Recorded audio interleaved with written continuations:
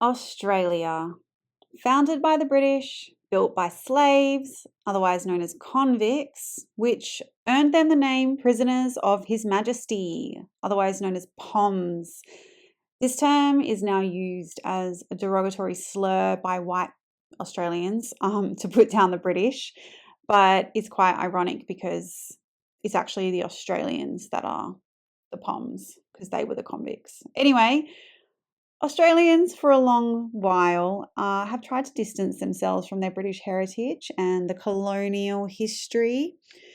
When we built this country, we carved out a new identity, a flat societal structure which was free from the British class system that oppressed our forefathers.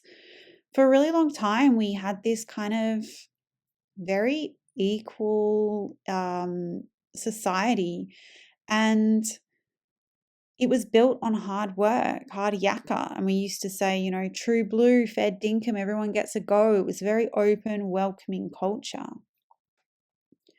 Of course, we had a white, we had the white Australia policy and everything like that. But, over the years since after the war, we had lots of people migrate to Australia from different places in Europe, Southern Europe, Italy, Malta. We had our Vietnamese people, and we sort of have slowly built up this multicultural society that was really quite beautiful. And it's like we had this kind of Australian identity, in a similar way to the American identity.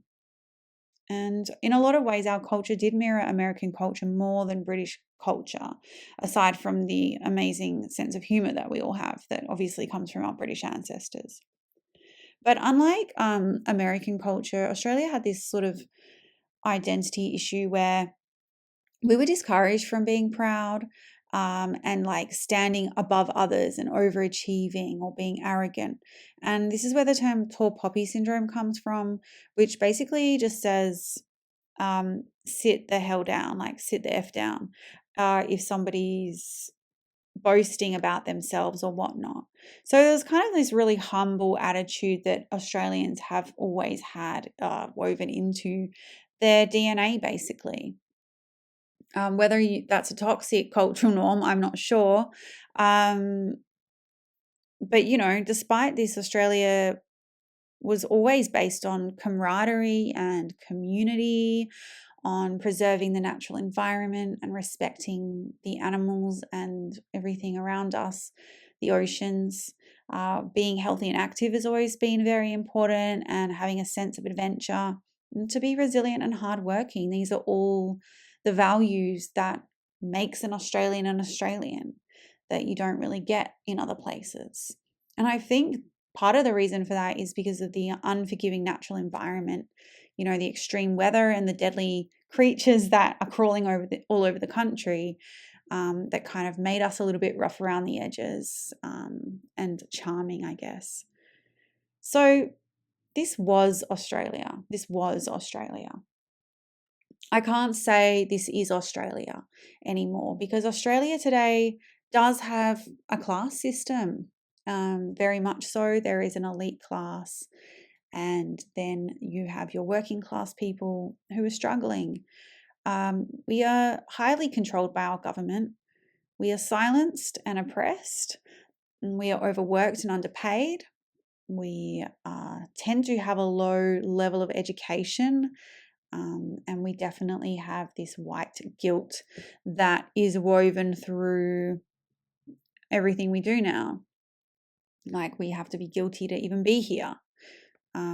Personally, my mum's family, for example, has been in this country for like hundreds and hundreds of years, but that doesn't mean anything. So our cities now in 2024, well, they're populated by people who aren't Australians, people who just got here, people from totally different cultures.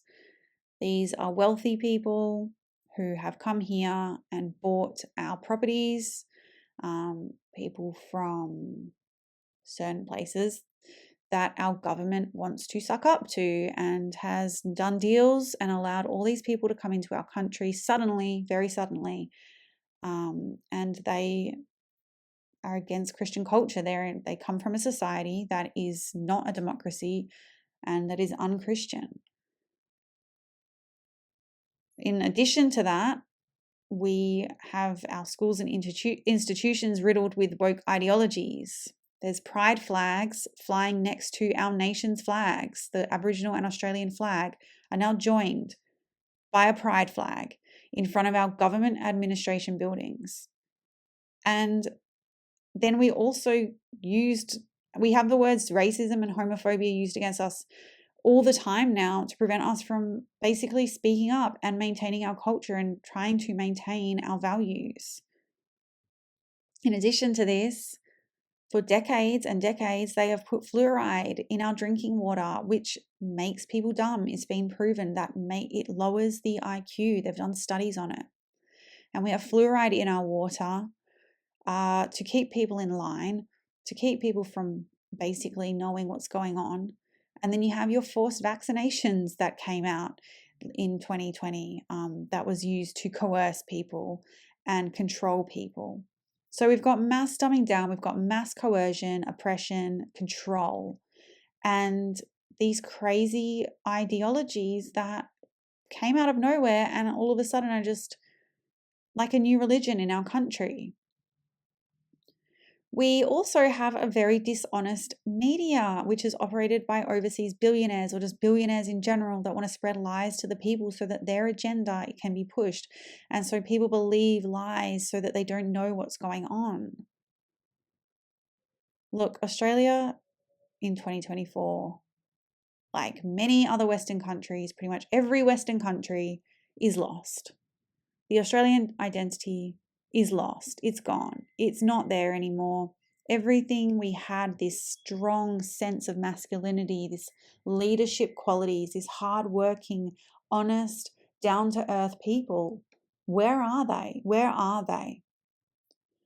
And so this is my question, because with the recent election win over in the States of President Trump, and I am so happy that this happened. I was so worried that they were going to rig that election again.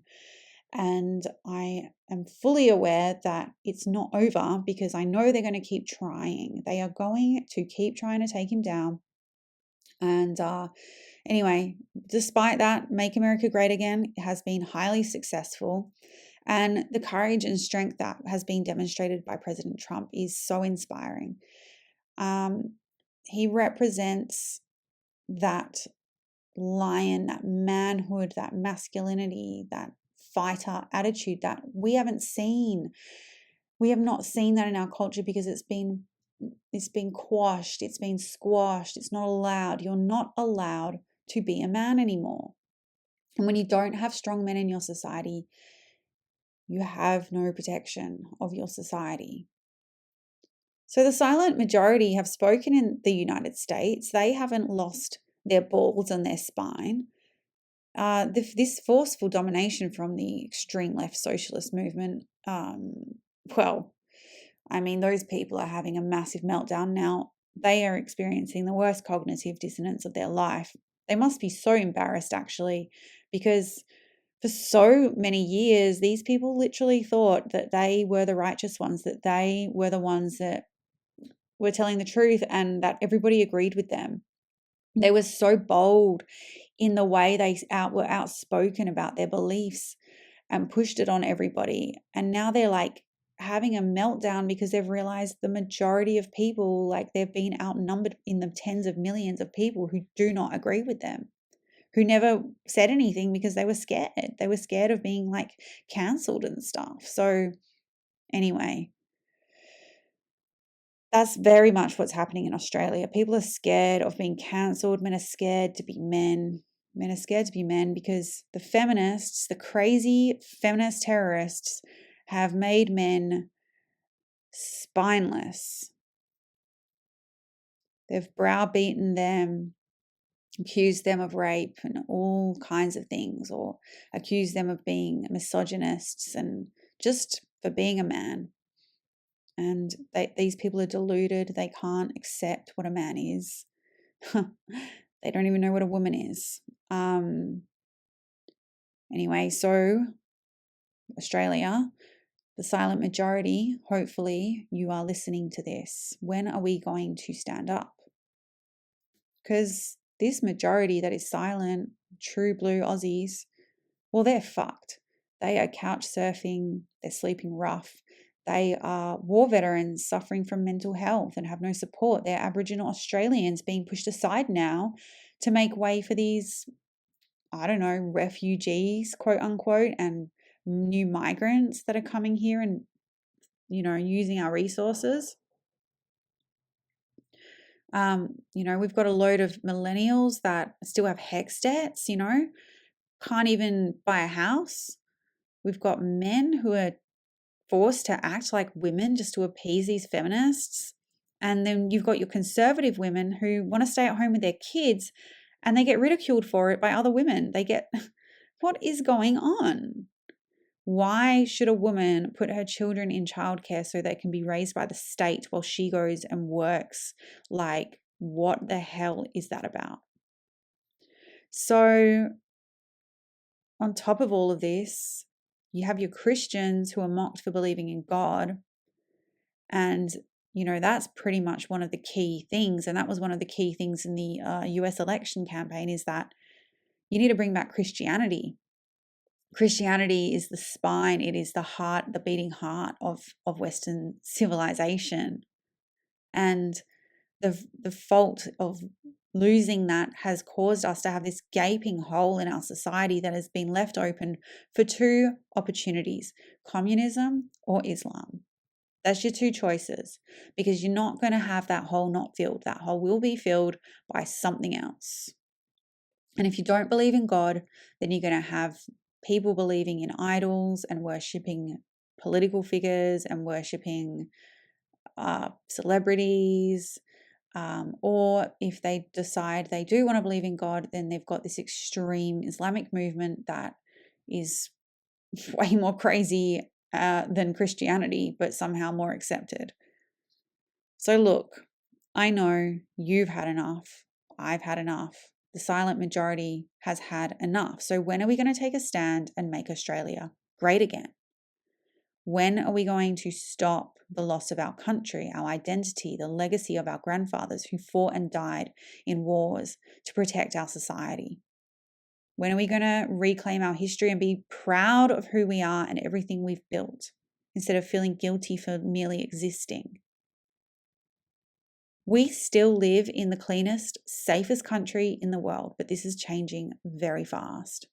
Mass immigration from unchristian, undemocratic societies is going to destroy our country. These people never lifted a finger to build and pay taxes and fight for this country until now. And they believe they are entitled to everything that we sweated for, that our families suffered for, that all the hardworking Aussies worked for. And it's not just white people, it's everybody that's been here since after the war. It's not that immigration is the problem. The problem is when you dump millions of people from other societies who don't like your society, and then they start living out their own society in your society. They're clogging up our roads, our schools, our housing, our cities. They don't like us and they think they're better than us. Don't think for a second either that these people have interest in preserving our natural environment or looking after the place, because they won't. Don't think for a second that they have sensitivities for Aboriginal people and give a shit about Aboriginal people, because they don't. And they won't keep the country clean and safe. They will pollute it, they will trample it, and they'll suck it dry. If we let what is happening happen, this place will have cities all the way up and down the coastline, through the outback. There'll be no natural habitat left. And then on the other side, you have your other version of immigrants that will commit crimes and cause upheaval in our society and lack of safety and basically threat to women. So Australia, like America, we must maintain our sovereignty from these people, and we must push back on the corrupt politicians who are selling us out to overseas investors. They all have a global agenda. They're all getting their pockets filled. Most of them are psychopaths, and we must stand against it. We must make Australia great again before it's too late. If you liked this video, please like, subscribe, comment down below, tell me your thoughts, tell me what you think, tell me what you're thinking. Tell me how you feel. I want to hear about it because we know what's going on in England, and I'm always seeing people in England how frustrated they are. We know how frustrated the Americans were because they just voted for their own power back. So I want to hear what you guys think, what Australians are thinking. Because every time I go on a Reddit thread and bring something like this up, I get called a racist. And I know there's people like me out there because I talk to them all the time. So let me know what you think, guys, and I will see you in the next video.